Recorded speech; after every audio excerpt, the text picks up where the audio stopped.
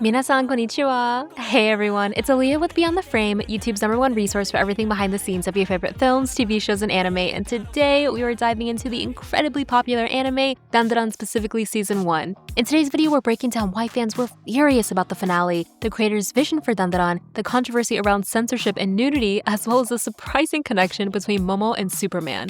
So let's get into it.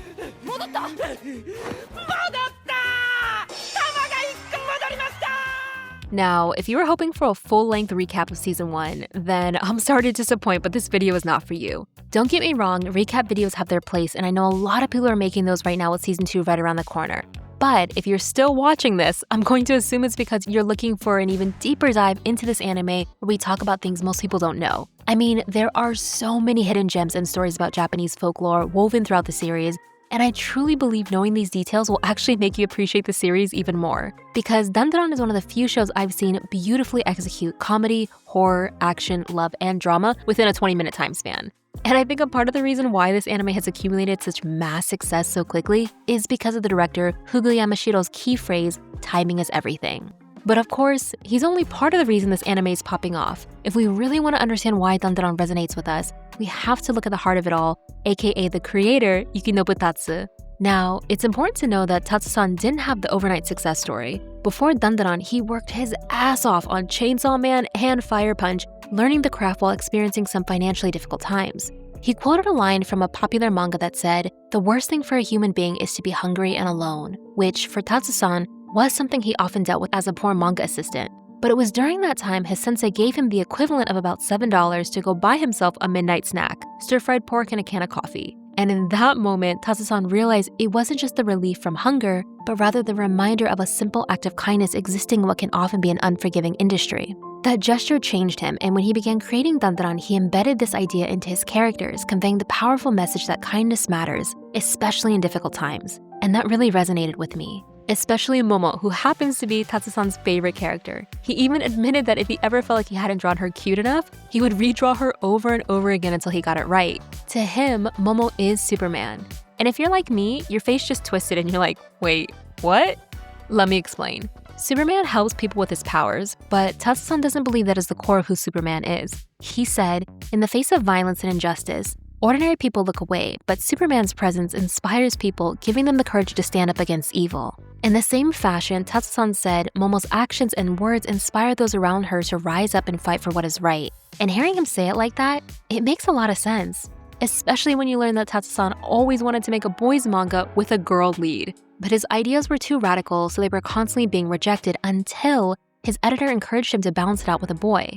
But instead of stopping there, Tatsu-san decided to reframe the story by having Momo be the center of the series, ultimately giving her the power to control the narrative, and it worked. Another thing I love about the series is the idea that every problem a character faces leads to some kind of growth, but not necessarily the neat and polished kind. No, their growth is very messy because every choice has a consequence, and sometimes the more you attempt to fix it, the greater the problem becomes. And that's part of the reason why this story feels so real. But I think the story also feels relatable because the Dandadan creator pulled his inspiration from Akira, Berserk, and Ultraman. Tatsu-san once said that he doesn't like how dark and gloomy things feel these days. He wants people to laugh and he wants people to feel energized again, which might explain the role food plays in the series.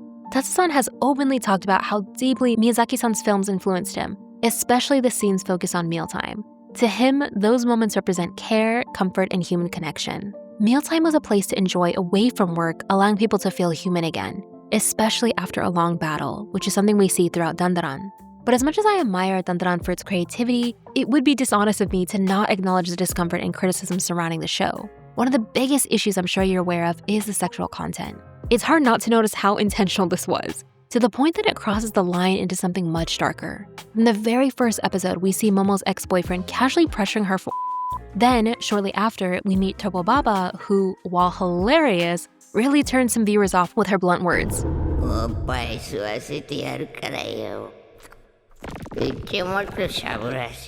This continues throughout the series, and by the time we get to the season finale, fans lost it.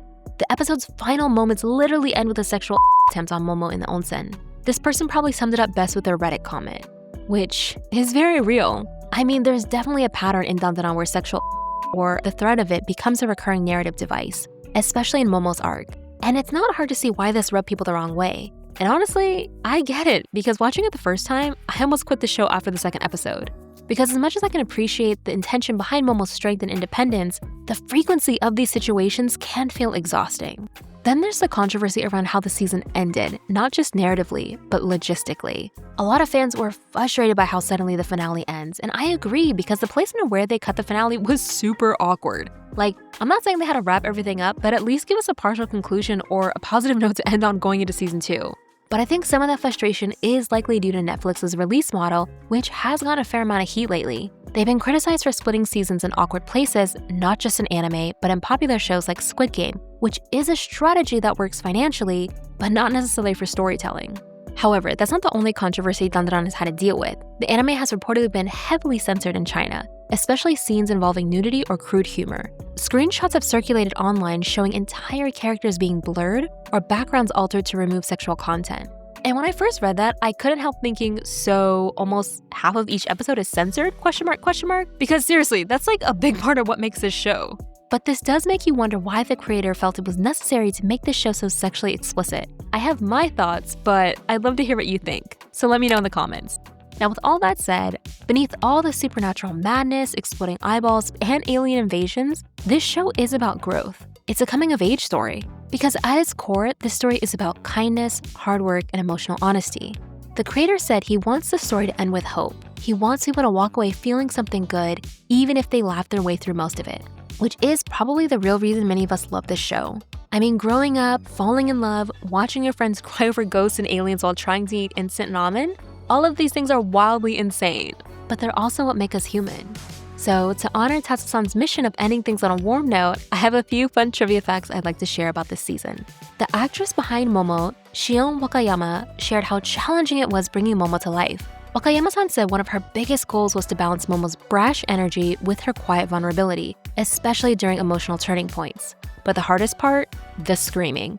She actually said Momo's high-intensity fight scenes pushed her more than anything else she's ever done. So much so that she actually studied how to scream with control to make those scenes feel as real as possible. Then there's the color palette in the show. According to the color designer, every supernatural entity in Dandadan was given a signature color scheme to instantly signal what kind of being it is. Aliens are depicted in cooler tones, blues and greens, symbolizing their distance from human life, their cold logic, and unfamiliar nature. Ghosts and yokai, on the other hand, are rendered in warmer hues, reds, oranges, and yellows to reflect their ties to past lives and lingering emotions. Lastly, the actor behind Okaran is the famous Natsuki Hanae, yes, the same voice behind Tanjiro in Demon Slayer, which is hilarious since he's known for being emotionally grounded and soft-spoken, but is over here in Dandadan yelling at pervy yokai while running away naked from aliens. This is Aaliyah with Beyond the Frame, Dandadan Season 1. Are we in? Are we out? What do we think? Let me know. I really hope you enjoyed this video and are even more excited for Season 2, which drops on July 3rd. It'll pick up right where we left off with the Cursed House arc, and I'll actually be releasing deep dive videos for each episode in Season 2, so make sure to subscribe if you want to follow along. And as many of you already know, I'm an anime nerd with a fascination for trivia. Thanks for watching, and remember to like, subscribe, and I'll see you next time. Ja, mata ne!